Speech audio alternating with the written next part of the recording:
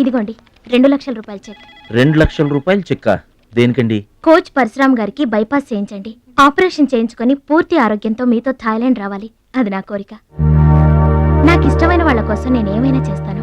Parashuram guarantee నాకెంతో గౌరవం. ఆయన నా బెస్ట్ ఫ్రెండ్ ఫాదర్. మీకు గాడ్ ఫాదర్, నాకు గాడ్. ఆ దేవుడికి నా కానుకగా ఇవ్వండి.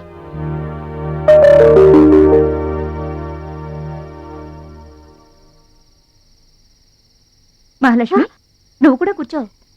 నేను కాసేపు ఆగి తింటానులే. భద్రాచలం ఎప్పుడొస్తాడో ఏమో, నువ్వు తినరాదు.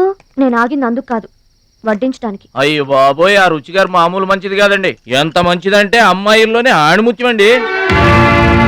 వాళ్ళ ఏమాత్రం ఉత్త పిసినారోడండి. థాయిలాండ్కి వెళ్ళడానికి నాకు ఒక్కడికి తీసాడండి టికెట్, అంతే.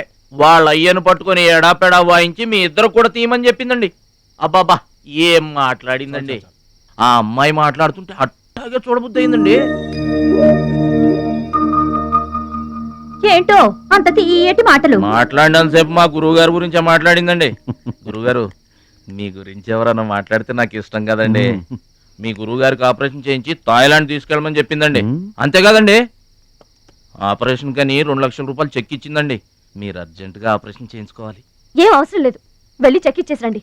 అదేంటమ్మా, అభిమానంతో ఇచ్చిన చెక్కుని వద్దనకూడదు. కరెక్ట్. ఛాంపియన్ అన్న తర్వాత అభిమానులు అనేక రకమైన గిఫ్ట్లు ఇస్తుంటారు. వదులుకోవడం ఎందుకు? ఊరికనే ఇస్తారా అంటే తర్వాత తమ్ముడు పేరు అడ్డం పెట్టుకొని సంపాదించుకోరు. అయ్యా